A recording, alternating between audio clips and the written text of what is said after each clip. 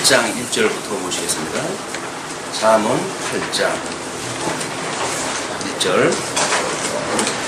지혜가 부르지 아니하느냐, 명철이 소리를 높이지 아니하느냐. 그가 길가의 높은 곳과 사거리에 서며 성문 격과 문 어귀와 여러 출입하는 문에서 불러 가로되, 사람들아 내가 너희를 부르며 내가 인자들에게 소리를 높이노라. 어리석은 자들아 너희는 명철할지니라. 미련한 자들아 너희는 마음이 밝을지니라. 너희는 들을지어다. 오늘 그 8장의 전체 주제는 지혜의 탁월함을 풍기하는 내용으로 소개가 되어집니다. 우리 역사적 배경은 늘 이제 솔로몬이 그의 아들 르호보암에게 이 지혜를 교훈을 하는 겁니다. 그래서 이제 그 하나님의 나라는 하나님의 의로 이루어지는 것인데, 이거를 지금 지혜자를 세워가지고 지혜자를 세우심으로 이 일을 갖다 하신다는 거거든요. 그러니까 지금 우리 잠언의 전체적인 구도가 제1장이 이제 언약이고 2장이 메시아를 세우시는 이 사건을 나오는데, 메시아를 세우시는 겁니다. 근데 이 메시아가 지혜자로 기름 부음 받은 자가 르호보암뿐만이 아니라 이때 기름 부음 받은 자들에 대한 이야기인데, 어떻게 하나님의 뜻을 분별해서 하나님의 나라를 하나님께서 이루어가는 그 영광을 드러내는가 해서 이걸 주권적이라고 그렇게 이야기했습니다. 메시아를 세워가지고 이게 해가는 하나님이 해가시는 일이기 때문에 이 주권성, 하나님의 주권성을 지금 노래한 거다. 그러나 메시아를 세워서 지금 이 가시적인 나라를, 선민국가를 이루어가시기 때문에 유기적 주권성이다, 이렇게 이야기를 했습니다. 그래서 이 유기적이라고 하는 그거는 이제 이 선민을 포함한 이 선민들을 포함되어져 있는 유기적 관계를 통해 가지고 하나님이 해가시는 이 하나님이 신정정치라고 이렇게 이야기를 하죠. 하나님이 해가시는 일을 우리가 보고 배우고 깨닫는 이런 그 구조가 여전히 잠언의 그런 그 구도다. 오늘 8장의 지혜의 탁월함을 풍기하는 내용 중에 우리 본문 읽은 대로 지혜에 부르는 소리를 들으라고 이야기합니다. 그런데 이 지혜자를 세우셔가지고 메시아를 세워가지고 일을 딱 하는데, 메시아는 끊임없이 하나님의 뜻을 분별할 수가 있어야 되지 않겠어요? 네, 이것이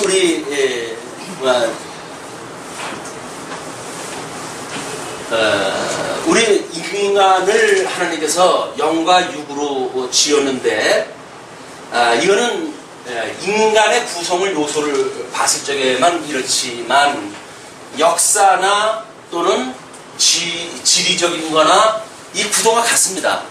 그래서 삼층천에 계시는 하나님의 뜻이 지금 하늘에서 이루어진 것처럼 이 땅에서 이루어지기를 구하는 것이 우리 믿음의 사람들이 보는 세계란 말이에요.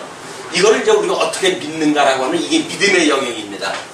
오전에 이야기한 대로 이것이 우리 애굽이라고 한다면 이것이 하나님께 약속하셨던 가나안 땅에 해당이 되어지겠고, 그러면 이제 이게 믿음의 영역이에요.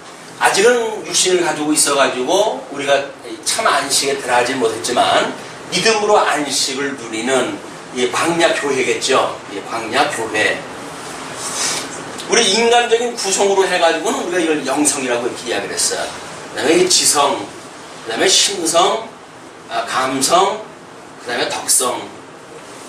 그러니까 하나님께서 만들어 가시는 모든 이 주권적인 섭리가 이제 하늘에서 이루신 뜻이, 하나님께서 이루신 뜻이 이 땅에서 이루어진다라고 하는 원칙이 있죠. 큰 틀이. 그 큰 틀을 이스라엘 선민국가에다가 약속을 하시고, 그리고 그들을 애굽에 집어넣으셨다가 출애굽을 시키셔서 선민국가를 만들어 가시는 이 구조를 가지고 또 설명이 되어지는 거란 말이에요. 그러니까는 지리적으로도 그렇고 역사적으로도 그렇고 인간의 구성도 마찬가지입니다. 그래서 성도를 지어져가는 성전인 줄 모르냐라고 말하는 이야기는 나름대로 선민국가의 하나님의 나라와 하나님의 의가 이거 하나 다 설명이 되어지는 거예요. 우리 잠언서에 지금 이 인간의 어떤 구성을 나름대로 이제 뽑아가지고 설명했다 하는데, 이 원리를 갖게 되면 신구약 성경 모든 설명이 이렇게 되어질 수가 있는 겁니다. 그래서 어떤 물론 뭐 나름대로 이제 어떤 표현 방법이라든가 뭐 이런 것들이 달라지는 수는 있겠지요. 그러나 대체적으로 보게 되면 이거를 이야기하는 거예요. 그래서 이런 가운데서 8장을 보시는 것이 좋을 것 같습니다. 지혜가 부르지 아니하느냐, 명철이 소리를 높이지 아니하느냐. 먼저 이거 지혜라고 그랬죠. 이걸 지혜. 이 지혜의 말씀으로 해서 듣는 걸 우리가 훈계, 그리고 이 지성이 우리 지식, 심성이 뭐라 그랬어요? 명철. 그 다음에 이 감성이 근신. 그 다음에 덕성이 모략. 잠언에서 언급되어지는 단어가 대부분 이 정도예요. 이 정도의 개념을 알게 되면 잠언에서 말하고 있는 하나님의 나라와 하나님의 의, 지혜를 통해서 지금 지혜의 말씀을 주시는 모든 내용을 우리가 이해할 수 있는 구조가 되어져 있고, 이걸 알게 되면 이제 뭐 다른 성경도 마찬가지죠. 다른 성경도 이 원리로 설명이 가능해집니다. 근데 지금 여기서 말하는 것이 이 지혜가, 여기죠? 8장 1절에서 지혜가 너를 부르지 않느냐. 이 지혜가 우리를 부르신대요. 이 부르심. 그리고 명철이 어떻게 된다 그랬어요? 명철이 소리를 높인다 그러잖아요. 우리들한테 이게 명철이 무엇인가 변화가 되어지는 겁니다.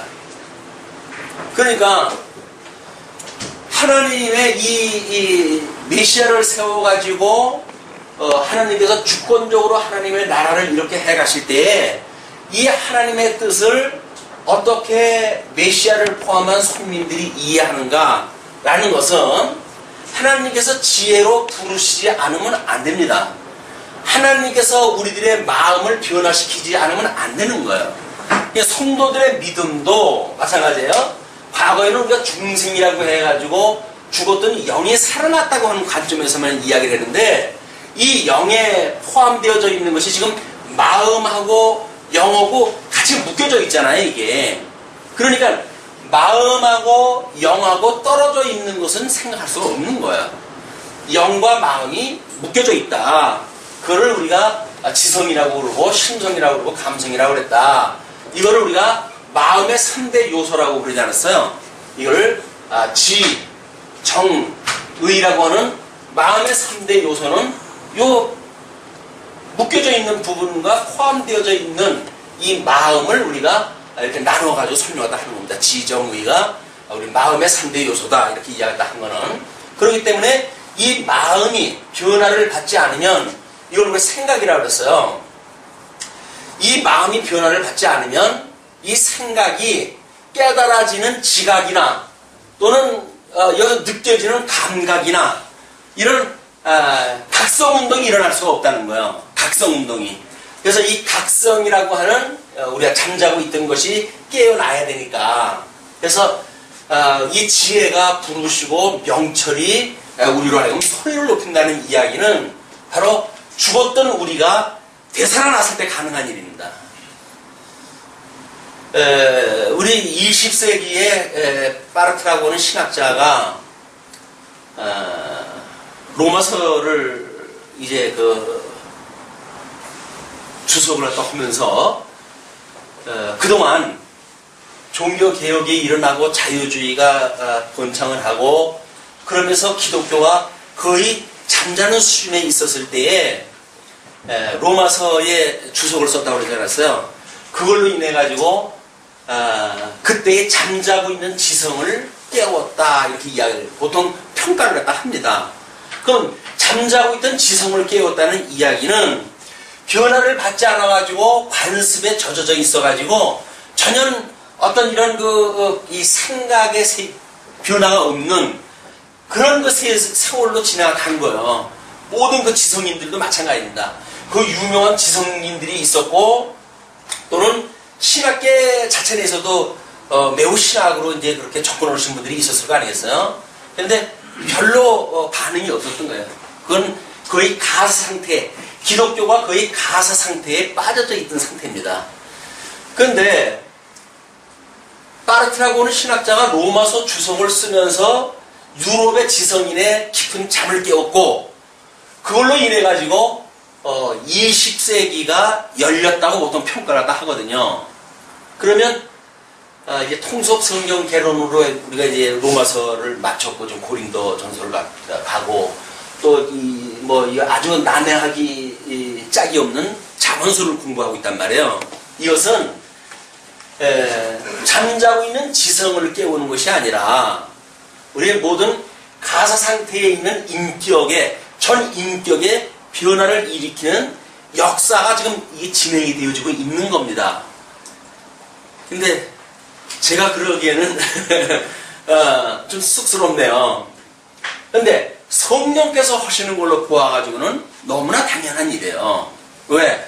이게 종합적으로 이런 어떤 그 구조가 잡히지 않는다고 한다면 전부 뜻풀이 외에는 할 방법이 없습니다. 특히 잠언처럼 짧은 글, 어떤 교훈을 주기 위한 짧은 글은 이걸 가지고 어떤 이런 논리를 이야기하고 양대 언약으로 주어졌던 하나님의 나라와 하나님의 의 창세전의 예정과 작정에 대한 그런 걸 어떻게 섭리하시는지 이걸 총괄적으로 통합적으로 묶어내는 방법이 없어요. 이것이 통속 성경 개론의 특별한 시대적인 그런 그 의미가 있다고 보여집니다. 이번 성탄절 때 뭐 이런 걸로 우리가 이제 공부를 하게 되겠지만, 그래서 지혜가 지금 부른다고 이렇게 했을 때 하나님께서 우리를 이걸 소명이라고 이렇게 이야기를 하는데, 부르심이 없으면 우리 죽었던 영을 우리 주님께서 살려놓지 않으시면 우리 영은 그냥 사망의 권세 안에 있는 거 아닙니까 이게. 그러나 우리 하나님께서 예수 그리스도를 보내주시고 그 대속의 사건을 믿는 믿음을 주어가지고 우리로 하여금 불러내셔요. 우리 그걸 지금 아름다운 선전을 갖다 하기 위한 게다 하나님의 그런 그 일에 대한 선전을 하기 위해서 우리를 어둠에서 불러냈다고 이야기하지 않았습니까? 그러니까 베드로가 이야기했던 것도 마찬가지로 우리가 죄의 종으로 타고 있던 우리들을 예수님이 우리를 불러내가지고 죽었던 우리들을 억지로 깨워가지고 꼬집어 뜯어가지고 죽었던 우리를 살려가지고 그리고 여기서 이 새로운 세계를 눈을 열어 보게 하신 거예요. 그러니까 우리들의 이 변화 보통 변화가 아닙니다. 근데 육적으로 이것이 느껴지질 않기 때문에 문제지만 이런 그 영적으로 해가지고 우리가 어떤 각성의 운동이 일어났다 이렇게 되어진다는 이야기는 우리 인격의 변화가 만들어지고 있다는 거예요. 이 변화가 만들어지는 이런 그 일의 시발장이 하나님께서 우리를 불러내셔야 된다는 겁니다. 지혜로. 지혜가 우리를 불렀을 때. 그래서 거기서 설명되어지는 것들이 대부분 이제 이렇게 되어지는데요. 그가 길가의 높은 곳과 사거리에서 성문 벽과 문 어기와 여러 출입하는 문에서 불러 가로되, 그냥 사망의 몸에 우리가 이렇게 이제 사망의 엄청난 이 두꺼운 사망의 늪에 빠져져 있는 상태였잖아요. 근데 여기서 하나님께서 도초의 문을 만들어 놓으셨어요. 이거는 뭐 성문, 예루살렘 성곽도 마찬가지고 모든 성문이 있죠. 거기에 출입하는 것마다 다 용도가 있습니다. 근데 하나님께서 우리의 지혜가 이런 문에서 어귀에서 길가에서 이 사망에 죽어져 있던 우리를 불러내시는 거예요. 우리가 이 시간에 하나님의 말씀을 듣고 이런 어떤 영적인 하나님의 나라를 또는 하나님의 의에 대하여 생각할 수 있다는 이야기는, 이거는 이 사망에서 벗어난 사람들만이 누리는 특별한 세계입니다. 이 세계가. 그 세계를 지금 우리가 공부를 하고 있는 거예요. 보통 문제 아니죠. 예수님은 뭐 예를 들어서 양문의 자기 문의 그 목자라고 이렇게 이야기를 하지 않았어요. 자기를 통과하지 아니한 모든 그런 선지자는 다 도적이다 이렇게 이야기를 했단 말이에요. 여기서 이 지혜가 부리는 이 지혜로 말미암지 않은 과거의 모든 복음의 내용들은 전부 허사예요. 그러나 예수님이 오셔가지고 당신이 이 구약에 언약되어졌던 저 유기적 주권성을 증명했던 이 잠언의 말대로 기름 부음 받은 자 메시아로 내가 세움을 받았다 라고 하는 것이 선언되어지는 거란 말이에요. 예수님이 오셔가지고 당신이 구약에서 언약되어진 메시아다 라고 하는 선언은 잠언서에서 이야기했던 이 메시아를 세우신다고 했던 그 약속이 역사적으로 이루어진 사건이에요. 그래서 그 예수님을 통해 가지고 이 죽어져 있던 사람들이 생명의 길로 우리가 이제 들어가게 되어지는 겁니다. 그거는 전부 이 생명의 문을 통과했던 사람들이에요. 세례라고 하는 과정을 통해 가지고 이걸 통과를 했단 말이에요. 보통 불교 사찰 같은 데도 보게 되면 대부분 사찰에 내를 건너가지고 이제 여기다 다리를 이제 이렇게 일부러 만들고 그리고 여기다가 교회의 사찰 지역을 갖다 만들어요. 이걸 우리가 불국이라고 그분들은 이렇게 이야기합니다. 불사에 의한 나라란 말이에요. 불교에서 말하는 나라. 그거를 그들의 사찰의 그 영역을 가지고 이야기를 해요.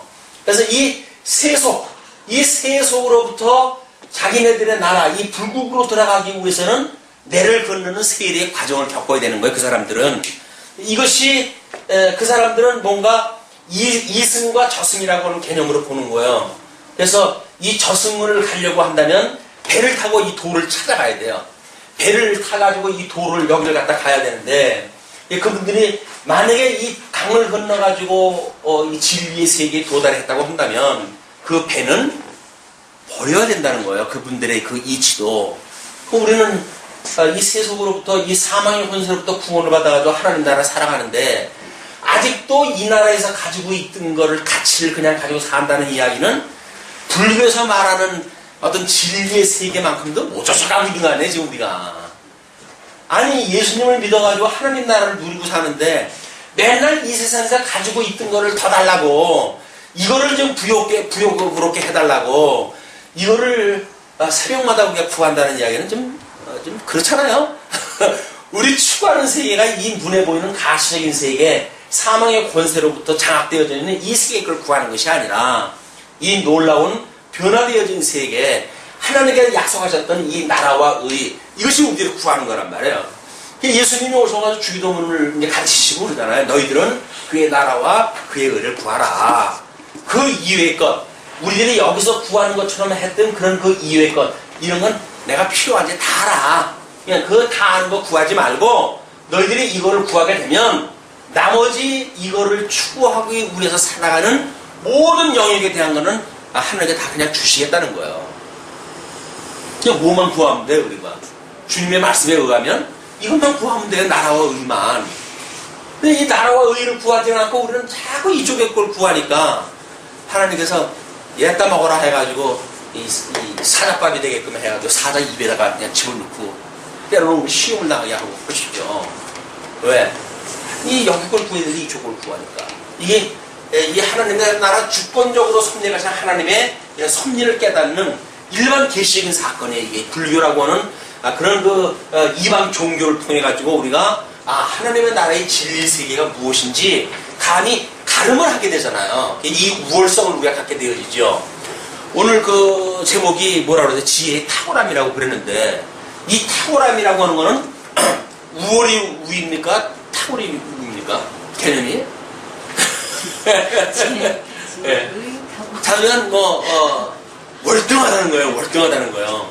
월등하다고 하는 것에 우리가 가치를 가지고 이거를 우리가 보게 되면 정말 이 놀라운 가치의 변화를 우리가 갖게 되어집니다.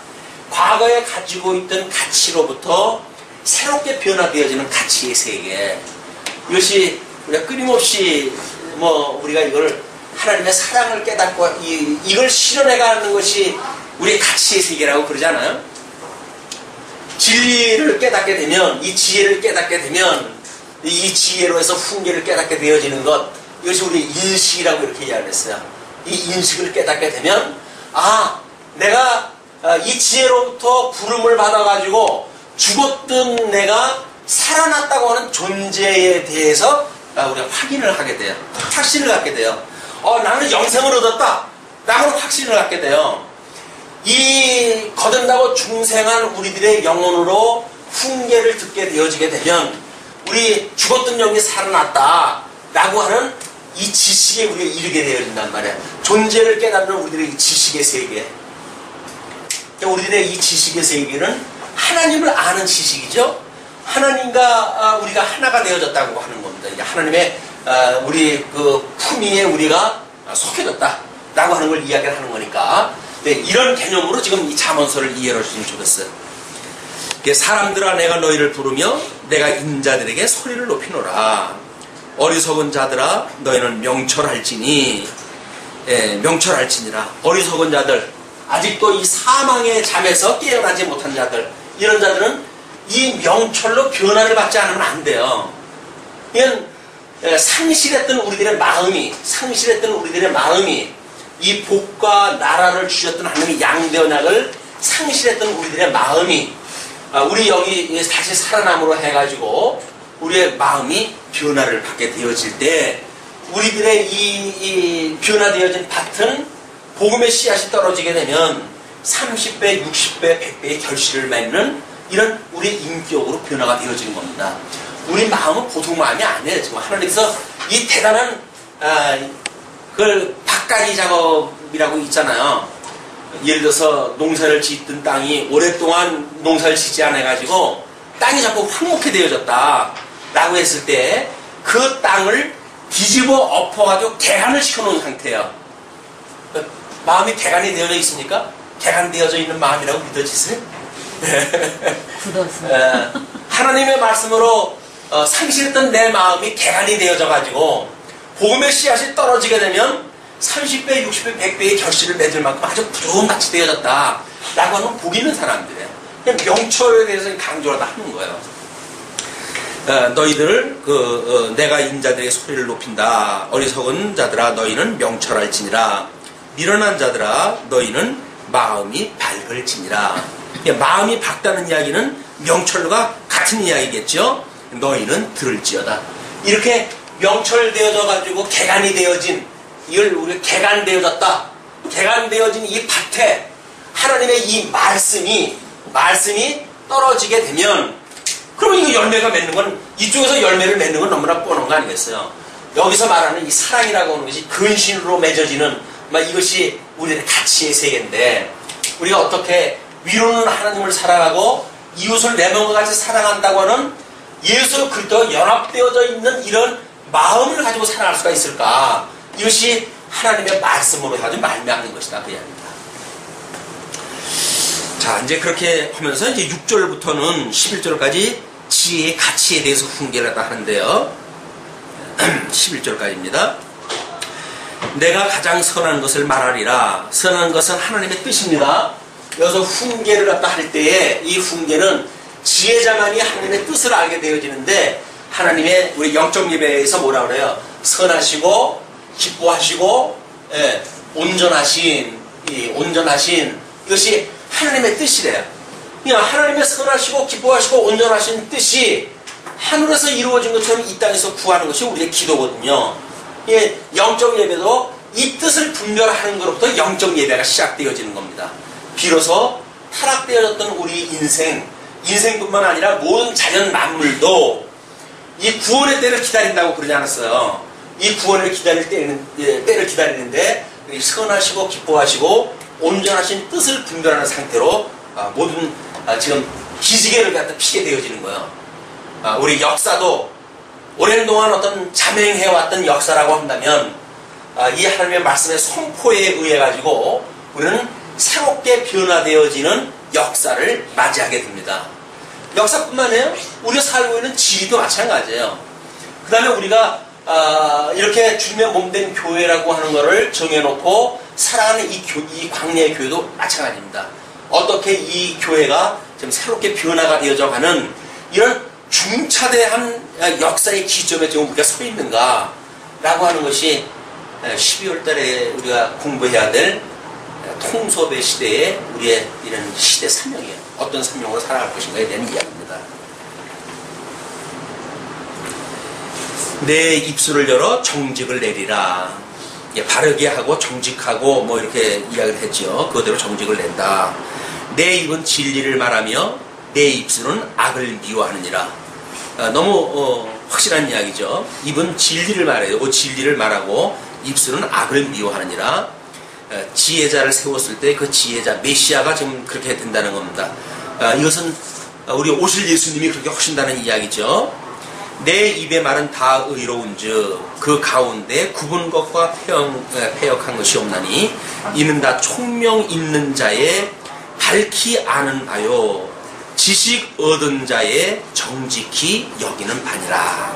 그래서 총명이 있는 자, 우리가 이렇게 변화를 받아 명철하게 되어진 자, 이런 자들이 전부 총명을 얻은 자들인데, 이 밝히 아는 바고 지식을 얻은 자의 정직히 여기는 바다. 그래서 여기서 나오는 이 지식, 이 명철, 이런 걸로 해가지고 더욱더욱 분명해지는, 어두움이 있었을 적에는 이 맑고 밝을 수가 없잖아요. 이 어둠에서 벗어났을 때 우리는 지금 안개가 거치듯이 무엇인가 분명한 세계가 보이고 하나님 나라를 우리가 바라보고 살아가는 선하고 기뻐하시고 온전하신 하나님의 뜻이 분명해져서 이곳을 향해서 예수 그리스도의 표대로 향해가지고 다른 박질을 칠 수 있는 방향성이 결정된다는 겁니다. 성도의 삶이 향방 없이 가는 것이 아니라 우리들의 이 향방이 정해지고, 그러면 힘에 닿는 대로 가면 돼요. 힘이 약하면 걸어오면 되고, 힘이 되는 사람은 뛰어가면 되고, 다만 목표점은 이쪽을 향해서 가게 됩니다. 그렇죠?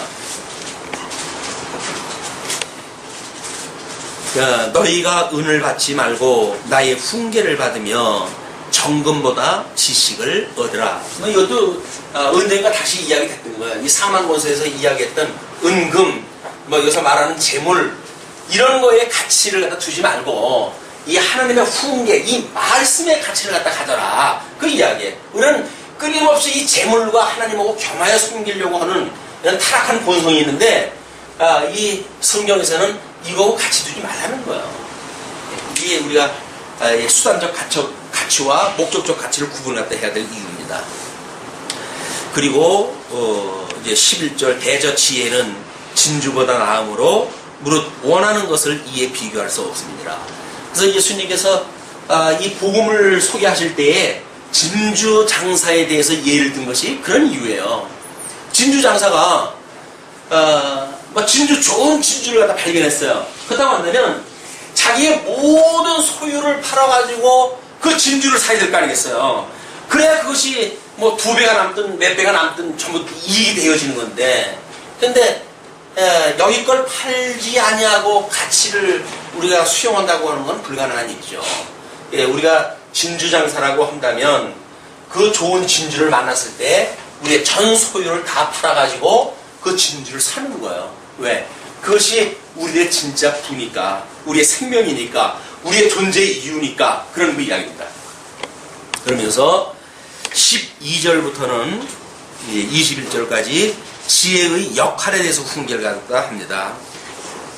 나 지혜는 명철로 주소를 삼으며 지식과 근신을 찾아 얻나니, 그냥 지혜가 명철, 지식, 근신, 이 지혜가 명철, 지식, 근신, 이게 뭐라 그랬어요? 이게 3대 요소라고 하지 않았어요? 이걸 찾는단 말이에요. 이게 이 지혜가 우리들의 인격을 통해 가지고 하나님의 이 뜻을 이루어 가도록 이걸 지금 찾고 있다 그 이야기예요.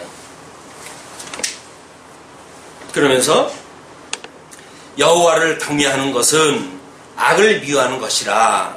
나는 교만과 거만과 악한 행실과 패역한 입을 미워하느니라. 물론 여기서 말하는 패역한 일이라고 하는 그것은 하나님의 절대 주권을 말하지 아니하고 유기적으로 종속관계에 있는 인간의 뭔가 공로를 주장하는 것이 하나님 앞에 패역한 일이죠. 하나님은 당신의 영광을 드러내시기 위해서 영광의 본체가 되어지는 하나님께서 광채가 되시는 예수 그리스도를 보내가지고 하나님의 언약을 이루어가시는 거 아니겠어요?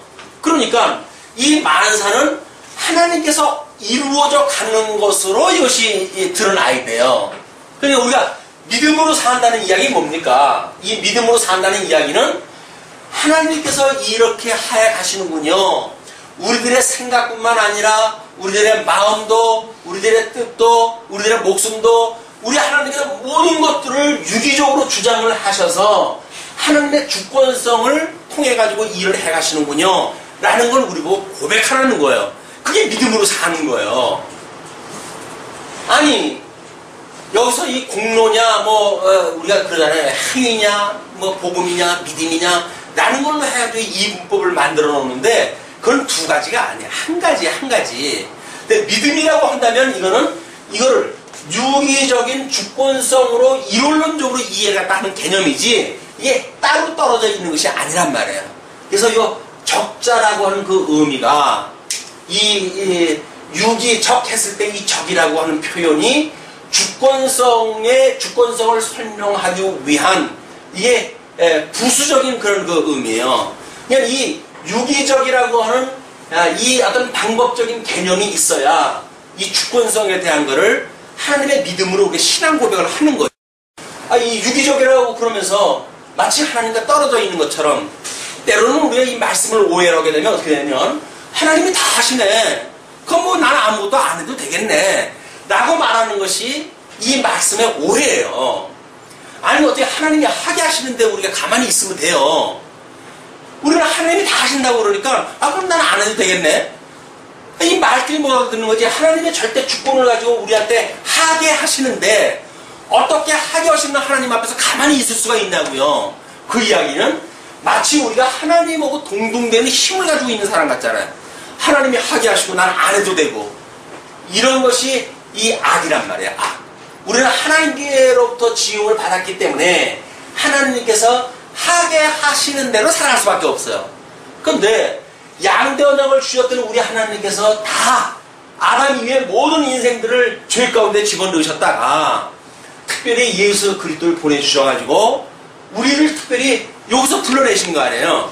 여기서 불러내가지고 우리들에게 너는 복 있는 자야 라고 선언을 갖다 해주셨다는데 아니 그래도 행복을 모른다고 한다면 뭐 어떡하겠어요.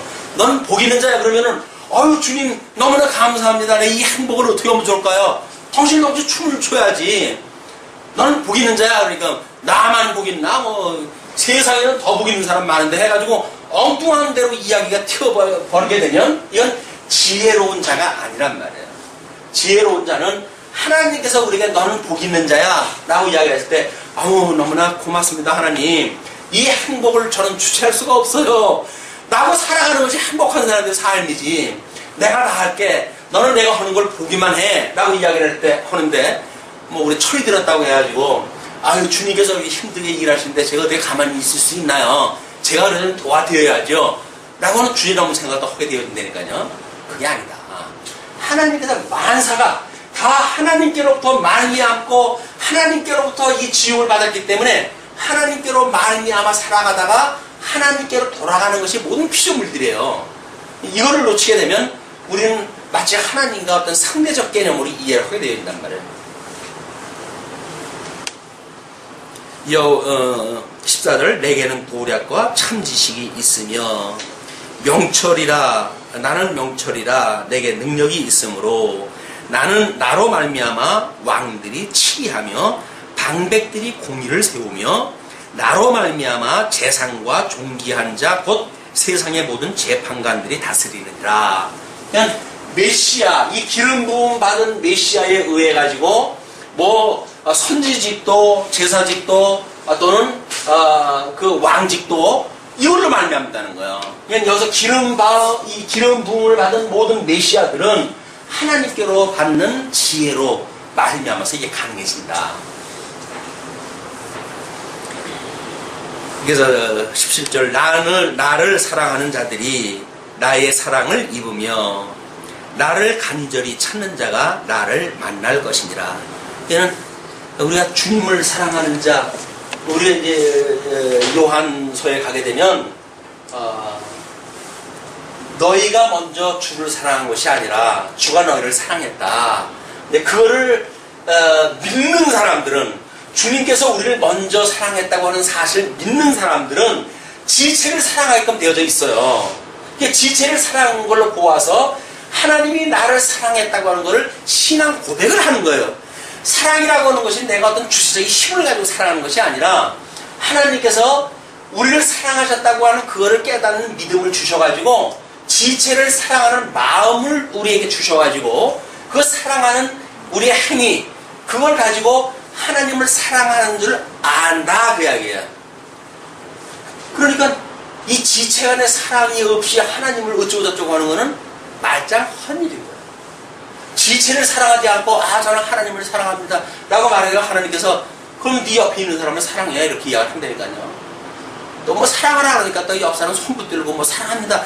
이거 입에 바른 소리 해야 되는 게 아니라 사랑한다고 하는 그 이야기는 이 진리 가운데 이 말씀으로 하나가 되어지는 거 아니에요.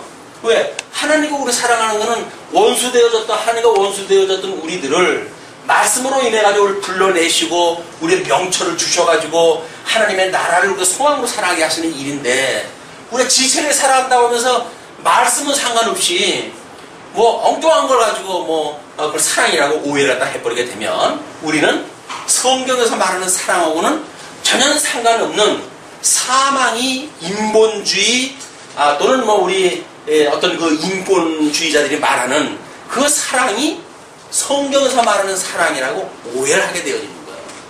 그래서 지금도 뭐 사회 구원을 이야기하시는 분들 이런 분들은 소외된 계층들을 어떻게든지 먹이고 살리고 하려고 노심초사 애를 씁니다.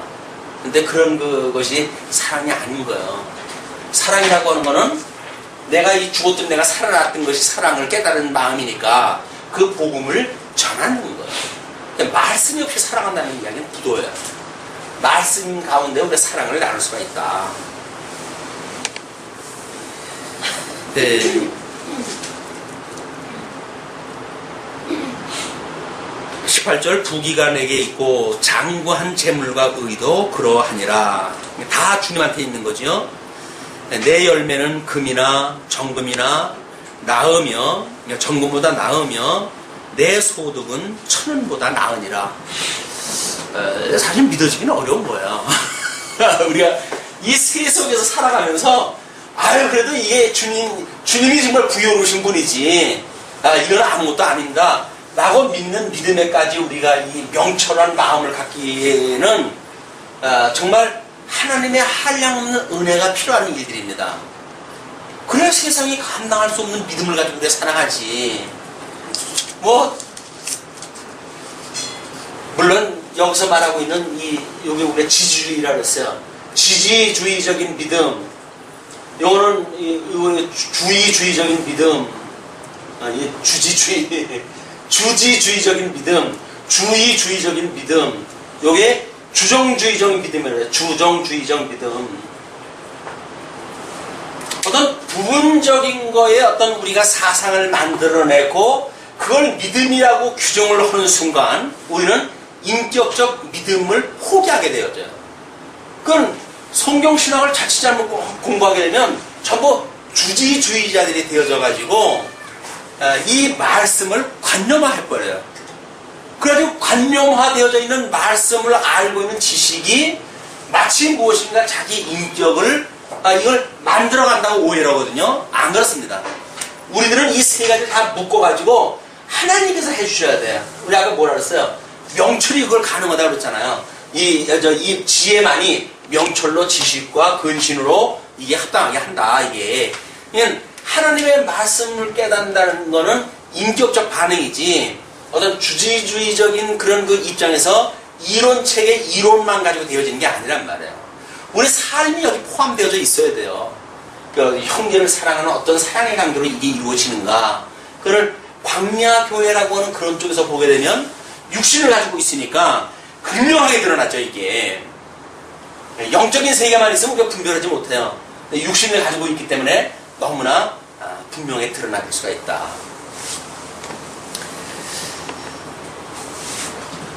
그래서 20절 나는 의로운 길로 행하며 공평한 길로 가운데로 다니나니. 그래서 예수님이 나는 곧 길이요 진리요 생명이라고 선언을 하시는 거죠.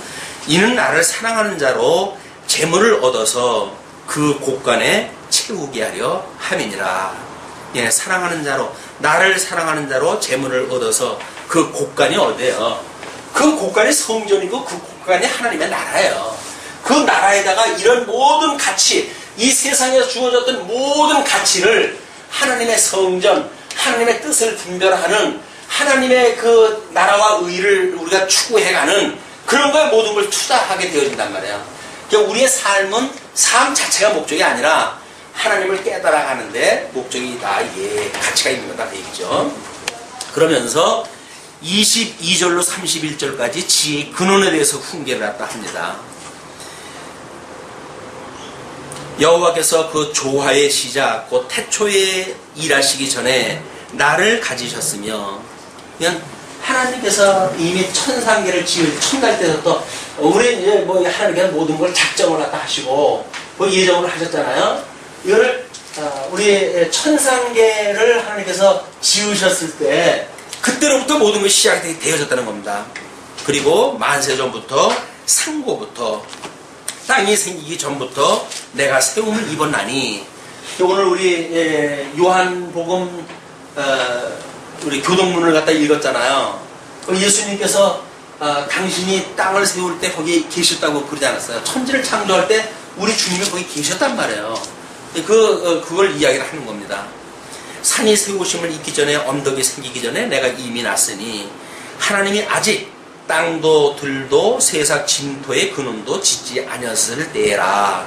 천상계를 지을 때 이미 하나님께서, 주님께서, 메시아께서, 그리스도께서 거기에 이미 계셨고, 그가 하늘을 지으시며 궁창으로 해면에 들어오실 때에 내가 거기 있었고, 하나님이 거기에 모든 궁창으로 해면을 들어오실 때에 거기에 그 메시아 기름 부음 받은 자 우리 그리스도께서 거기 계셨단 말이죠. 그가 위로 구름 하늘을 견고하게 하시며 바다의 샘들을 힘있게 하시며 바다의 한계를 정하여 물로 명령을 거스리지 못하게 하시며 또 땅의 기초를 정하실 때에, 이건 천상의 첫째 날, 둘째 날, 셋째 날 하나님께서 만드실 때 거기에 당신께 다 하셨다는 겁니다. 사람이 거처할 땅에서 즐거워하며 인자들을 기뻐하였었느니라. 그렇게 해가지고 천하계를 만드시고, 그리고 아담을 지으시고, 그 아담에게 언약을 하시고 지금 양대 언약을 이루어 가신 일이 하나님의 섭리 사건 아니에요. 그런 거 일을 기뻐하셨다 그 이야기예요. 그러면서 이제 32절로 36절까지 지혜를 얻는 자는 복되다고 통계를 합니다. 아들들아, 이제 내게 들으라. 내 도를 지키는 자가 복이 있느니라. 하나님의 도에 하나님의 도 말씀으로 해가지고 모략에까지 이르는 길이에요. 길.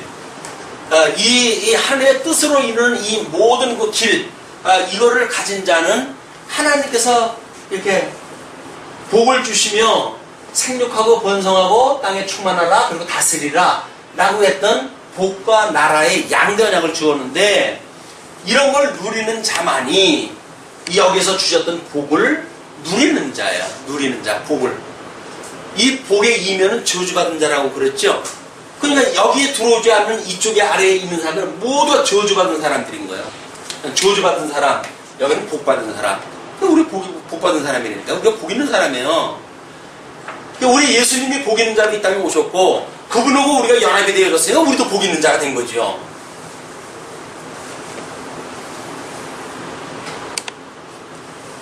그리고 훈계를 들어서 지혜를 얻으라. 그것을 버리지 말라. 하나님의 말씀을 듣게 되어지게 되면 살아있는 하나님의 말씀이라고 끊임없이 이 거듭나고 중생한 우리들의 영혼, 이것에 대한 확신, 이것이 필요하고, 그런 것들이 곧 이제 버리지 말라고 이렇게 경고하게 되어지는 내용들이거든요. 누구든지 내게 들으며 날마다 내 문 곁에 기다리며 문설주 옆에서 기다리는 자는 복이 있나니. 참 재미난 표현인데요. 우리는 이걸 중심으로 그렸으니까 이 원 바깥의 것이 지금 사망으로 이렇게 그려놨잖아요. 그런데 만약에 이것이 있는 옥으로부터, 이 지옥으로부터 우리를 불러낸 것이 천국이라고 한다면, 이 지옥의 문은 고리가 어디 있을까요? 이 지옥문의 고리는 어디 있을까요? 안에 있어요, 안에. 그게 예수님께서 오셔가지고는 문을 두들기셔요. 얘들아, 내가 왔다. 지혜가 부르는 소리가 내가 왔다. 나를 갖다가 맞이해라. 나에게 오라. 라고 부른다고요. 그러니까 이 유기적이라고 하는 그거는 여기서 지가 이 문을 갖다 열어야 주님께서 들어오시는데, 여기서 나가면 죽는다고 생각이 들어가지고 한 발짝도 안 나가려고 그래요. 예수님께서 계속 문을 두들고 계셔요. 내가 왔다고. 그러니까 믿어지게 되면 문을 열겠죠. 믿어지지 않으면 나가면 죽는 줄 알고 손 내밀어봐. 곰 세 마리 자기 엄마가 나갈 때 돼지 형제인가요? 뭐. 근데 늑대 와가지고 여우가 왔나 뭐 이렇게 목소리 변형시켜가지고 엄마다라고 해가지고 이야기했더니 어디 그럼 손 밀어보세요. 그랬더니 발에다 쑥 내미니까 우리 엄마 발에는 그런 털 없다고. 그랬더니 변장해가지고 아주 결국은 뭐 이러고 저러고 했다는 이야기가 있잖아요. 그러니까 우리가 이 사망에 갇혀 있을 때 우리 주님께서 십자가에 못 박아 죽임을 당하시고 그리고 우리의 모든 죄를 대속했노라 라고 우리의 이 옥을 갖다 이 문을 두드리는데 우리는 기가 막히고 코가 막히고 그래서 그 음성을 들을 수가 없어요. 그 음성을 들을 수가 없으니 여기를 어떻게 갈 수가 있어요? 우리의 눈을 열어서 보게 하시고 깨닫게 하고 믿어지게 해야 소위 말하는 이 사망의 권세로부터 그 자유를 망치를 하게 되어진 거다. 대전하를 얻는 자는 생명을 얻고 여호와께 은총을 얻을 것입니다. 그래서 성자 예수님을 우리가 만나게 되면 성자 예수님 예수 그리스도를 만나게 되면 이 예수 그리스도로 말미암아 이 보내주셨던 여호와 하나님 만사를 언약대로 이루신 그 여호와 하나님의 은총을 우리가 깨닫게 되어지고 그 은총을 얻게 되어진다 그 이야기예요. 그러나 나를 잃는 자는 자기의 영혼을 해하는 자라. 무릇 나를 미워하는 자는 사망을 사랑하느니라.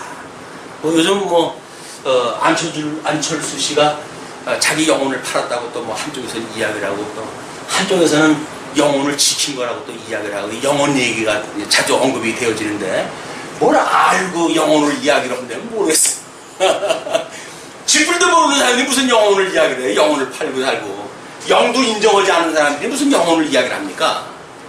영혼을 이야기를 한다면 적어도 진리를 깨닫고 진리를 사랑하고 진리가 말하는 하나님의 나라를 추구하는 사람들이 이 영혼을 이야기를 했다 해야지. 세상 정치 속에서 무슨 직권을 또 하겠다고 하는 사람들이 무슨 영혼을 이야기를 해요. 시덥지 않게 흉내를 낼 게 따로 있지. 어떻게 이 사망의 사람들이 생명의 세계에 있는 사람들이 흉내를 내느냐고요. 오히려 주님의 몸된 교회에서는 영혼의 이야기를 하는 거 어디로 가려고 그래요? 자꾸 이쪽에다가 그냥 기웃기웃거리고 뭐 얻어먹을 거나 없나 해가지고 하니 이쪽 사람들은 이쪽으로 흉내내고 있는데 이쪽 사람들은 정신이 없어가지고 이쪽에 기웃기웃거리고 있다니까요. 우리가 지혜의 말씀 이 훈계에 우리가 정말 그 지혜를 지키고 명철을 지키고 그래서 하나님의 이 도량을 깨달아서 하나님의 기뻐하시는 뜻으로 인도하시는 그 하나님을 우리가 끊임없이 바라고 믿고 구하고 그래서 그의 나라와 의를 구하는 우리들의 믿음의 생활이 되어졌으면 좋겠다 하는 생각으로 말씀 전했습니다. 기도하시죠.